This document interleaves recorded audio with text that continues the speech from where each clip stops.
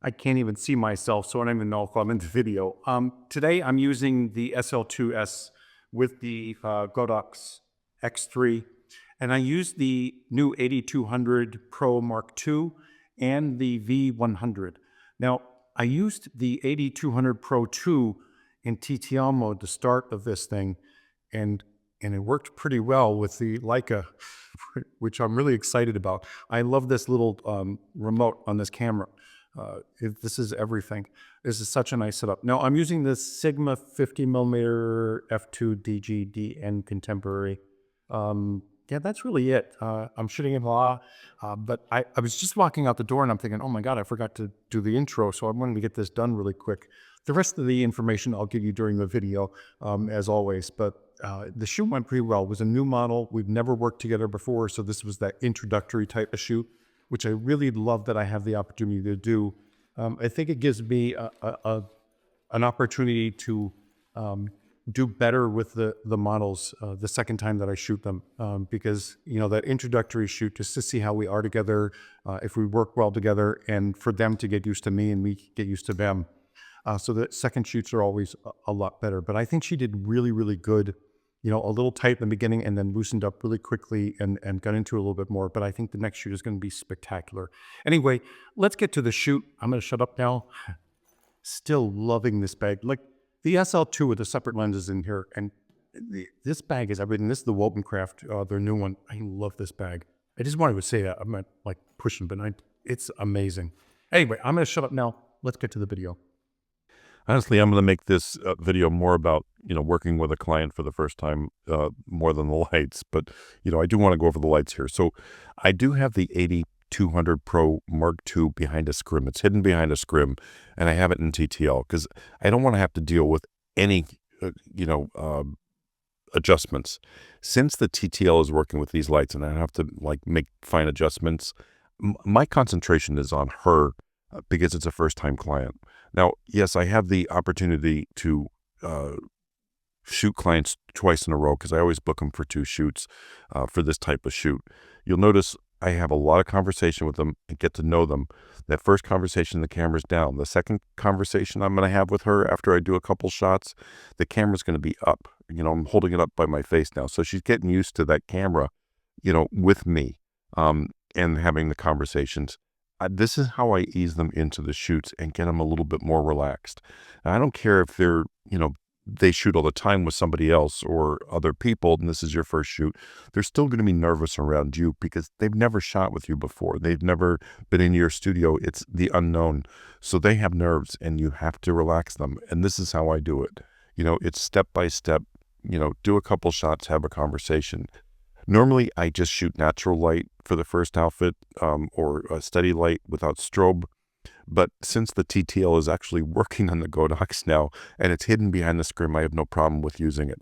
And I don't have to think about it. I don't have to make fine adjustments or anything. First images, first outfits, I just say, come in here, let's get some quick shots before we make a change into your first outfit. Because this is what they walked in with. Anyway, so the TTL on the 8200 Pro Mark II and the V100 with the X3 remote is working well. Now, these next shots, this is edited. I added some vignette and I retouched. I didn't touch the color. So the color coming out of these strobes, both the 8200 Pro Mark II and the V100 is actually really good.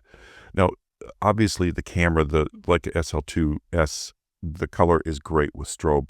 Some cameras, I just don't like the color with strobe. I love the color with natural light, but when you add in strobe, it's not as good. Like Nikon, I don't think is good with strobe systems as it is with natural light. Again, that's my personal opinion. And the Leica I love on both. Sony, I like the strobe almost as much as I like natural light. I think, it does better with strobe than it does with natural light. But the color science on Sony is finally good on the A7R5. Prior to that, they were just mediocre at best. And I remember the A7R2 that was horrible with color. But anyway, getting back to our model, I'm showing her photos in between I'm easing her into this, getting her relaxed. And once I see she's getting a little bit more relaxed and posing like that, I can actually start moving things in the studio now, adding lights, making adjustments, because I'm at that point now where she's a lot more comfortable. So, I'm flipping the V flats just to eat up that light, to control it more. I'm adding my second light in. So I have my backlight, the A200 Pro Mark II, way down, and I go to manual on that now. And I'm using manual on the V100 as well because I want to control all the light going into this image now. I'm at that point where I can do it, and it's a quick, easy set. So she's going to be a lot more relaxed at this point. You still have to work them into it. You still have to let them pose and make fine adjustments. You notice prior to this, I really didn't tell her what to do. And you'll have models that say, I just don't know how to pose. I don't know what to do. I tell them, I don't want you to pose. I just want you to be yourself, relax, and just move around, turn to the left, turn to the right, bring your hands up into it, do whatever you want, because, we're just getting used to each other. We're getting, comfortable with each other. Don't worry about posing at this point. But don't stand with your hands along your sides, just move and have fun with it. She had a belt on this jacket. I said, wrap the belt around, grab it and pull it, But the little tweaks that I make are very subtle and very quiet because I don't want to pose them like a Barbie. I want them to ease into posing themselves. Even if it's a brand new model, I just tell them to move, relax. I don't want to have to create every single pose because I'll tell you what, when they get comfortable and they start moving, you're going to get shots you never even thought of. Because you're going to do the same cookie cutter poses all the time. It's going to get boring and you're going to run out.